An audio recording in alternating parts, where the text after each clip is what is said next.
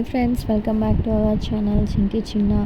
ఈరోజు మన వీడియోలో దొండకాయ ఎగ్ ఫ్రై ఎలా చేసుకోవాలో చూద్దాం. సో ఇలా ట్రై చేయండి, చాలా బాగుంటుంది. ఎప్పుడు దొండకాయ ఫ్రై నార్మల్గా కాకుండా ఇలాగ కొంచెం వెరైటీగా చేయండి, చాలా బాగుంటుంది. ఇక్కడ నేను పోపు వేసుకుంటున్నాను. సో ఇది కొంచెం ఫ్రై అయ్యాక ఇక్కడ ఆనియన్స్ కట్ చేసుకున్నాను ఆల్రెడీ. సో ఆనియన్స్ని ఇక్కడ ఫ్రై చేసుకుంటున్నాను. ఆనియన్స్ బాగా ఫ్రై అవ్వాలి, సో అప్పుడే మనకి టేస్టీగా ఉంటుంది, క్రిస్పీగా. ఆల్రెడీ నేను దొండకాయలు కట్ చేసేసుకున్నాను. సో ఈ ఇంగ్రీడియంట్లో ఎగ్ కూడా రిక్వైర్డ్. సో నేను ఒక 5 ఎగ్స్ తీసుకున్నాను.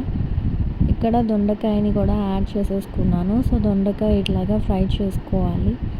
మీడియం ఫ్లేమ్లో పెట్టుకొని ఇలా దొండకాయ ఫ్రై చేసుకోండి. ఒక 5 to 10 minutes వెజల్ క్లోజ్ చేసి ఇలాగా మధ్య మధ్యలో కలుపుకుంటూ ఉండండి. సో ఇక్కడ చూసినట్లయితే దొండకాయ మనకి బాగా ఫ్రై అయిపోయింది. సో ఇలాగా క్రిస్పీగా దొండకాయ అనేది బాగా ఫ్రై అయిపోవాలి. సో ఇప్పుడు మనము కారం, ధనియాల పౌడర్ని యాడ్ చేసుకున్నాము టేస్టీ కోసం. అండ్ పసుపు, ఉప్పు కూడా వేసుకోవాలి. సో నేను అది స్టార్టింగ్లోనే యాడ్ చేసేసాను. సో అందుకే నేను ఇక్కడ క్లిప్ యాడ్ చేయలేదు.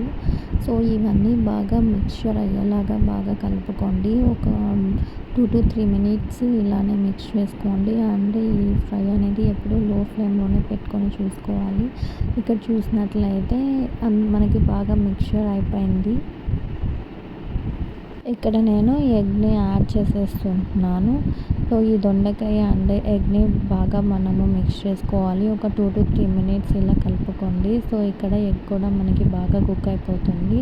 సో అప్పుడే ఎగ్, దొండకాయ రెండు మిక్స్ అవుతాయి అన్నమాట. సో ఇలాగా మిక్స్ చేసుకోండి. మిక్స్ చేసుకున్న తర్వాత ఒక 2 minutes అలానే లో ఫ్లేమ్లో ఇలానే కుక్ చేయండి. సో ఫైనల్లీ మన దొండకాయ ఎగ్ ఫ్రై అనేది అయిపోయింది. ఇది రైస్లోకి అండ్ చపాతీస్లోకి దేనికన్నా చాలా బాగుంటుంది. సో నా స్టైల్లో మీరు కూడా ట్రై చేసి చూడండి, ఎలా వచ్చిందో కమెంట్ చేయండి. Thanks for watching my channel. Bye bye.